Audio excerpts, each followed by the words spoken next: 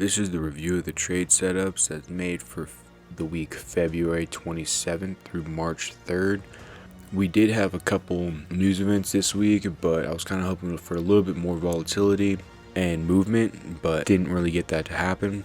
This week was an extremely sideways week, but here's still an update of the trades that are still valid and the trades that are invalid for the upcoming week. As usual, the timestamps are in the description. So yeah, here we go. Alright, the first trade of the week was LLY. This was an entry at 335. It did not come back to hit us. However, I do like the fact that it broke this pivot, so I will take a retrace back up to continue this fourth wave. So this one is still valid.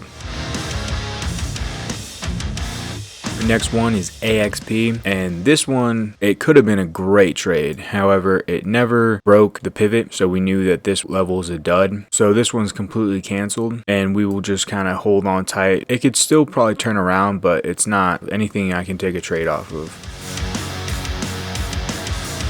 So this is HAL or Halliburton Company. The entry was 38.46. So this one, I am sitting in a trade now. This one is an active trade. I do like the downside. I like how it came back up to grab me. I'm good with this one, and this one will update in the portfolio video that I keep saying I'm going to do, but I never get around to it. So hopefully I will get around to it eventually. But whenever that comes out, this will be managed over there now. Alright, this is Chevron Corporation, or CVX is the symbol. This one I still have active. I love the formation that's happening right now. It just needs to come up just a little bit higher just to grab me, and then I will run it back down. I'm not a huge fan of saying the phrase come up and grab me, so I'm not doing that anymore.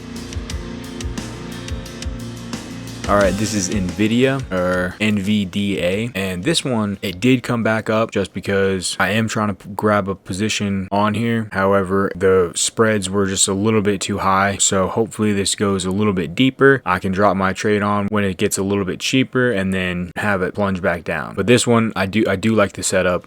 And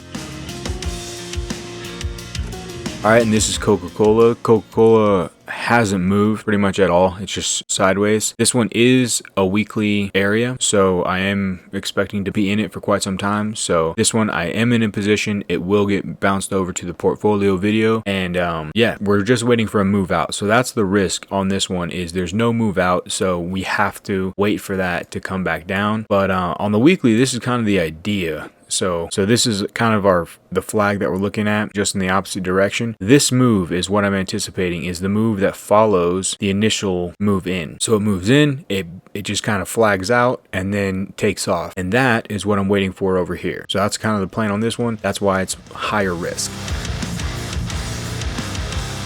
So this is Adobe. This one was reviewed last week or a couple weeks ago, and I just wanted to show that I still have position like ready to go on it. I like the move away.